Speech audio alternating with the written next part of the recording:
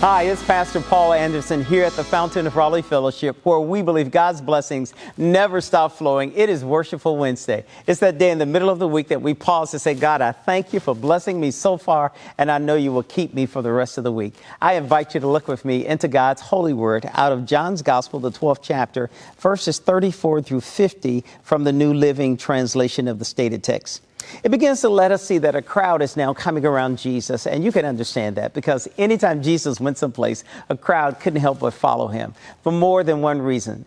First of all, I think he just had a wonderful personality. You couldn't help but want to be around him. Secondly, you knew that he was definitely somebody who was in touch with God.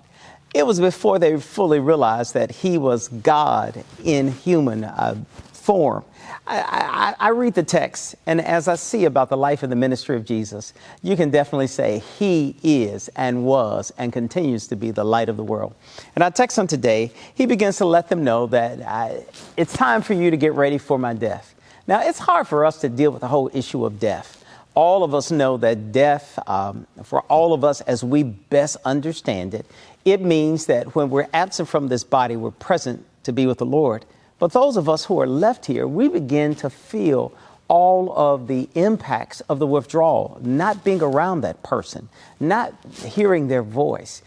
Death does some interesting things to all of us. And so the disciples in the text and those who are listening, Jesus is saying that I'm about to die. And they're going like, wait a minute, you can't die. You have to live forever. You are the promised Messiah. The promised Messiah is supposed to be the one to give us everlasting life. Jesus has to remind them that the everlasting life does not come on this side of glory, but it comes on the other side. He lets them know he's the light. And because he's the light, he cannot be extinguished. But for Friday, Saturday, and Sunday, up until Sunday morning resurrection, that he's going to be gone. He's not going to be with them. All of us know whenever someone passes away, whenever someone leaves our midst, it leaves somewhat of a void in us.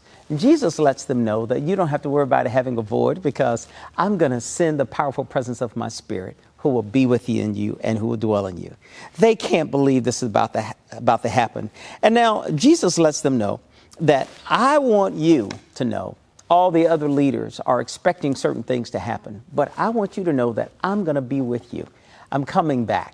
It's important for all of us to know that Jesus came into this world that was dark. He was the light, and the light cannot be extinguished by the darkness. But he lets them know there's going to be a period of time where it's going to really be waiting. And as we propel ourselves in Lent, getting forward to Easter, that Friday, Saturday, and Sunday, it's a period of waiting for God to make the promise fulfilled in our lives. And that's the promise of eternal life. That's the promise of the resurrection of Jesus the Christ. And I don't know about you, but I'm firmly persuaded and believe that God said it in his word. And because he said it, that settles it, and it has to be true. Today, I hope that you can have this light and life in your life. All you have to do is do what it takes, and that is develop a relationship with God. And God will do some powerful things in, with, and for you and through you. Today, we hope that you will think about it. I'm halfway of the week, so let me do the rest of the work. Let me get my life in tune with God. We invite you to do it, and we'll look forward to seeing you on tomorrow. God bless you, and always remember, you are exceedingly and abundantly blessed. To sow a seed to the Fountain of Raleigh Fellowship, visit our newly redesigned website, thefountainofraleigh.org, and select Sow a Seed from the homepage. Also, giving has been made easier with the new Fountain of Raleigh app, available now in the Apple App Store and Google Play Store.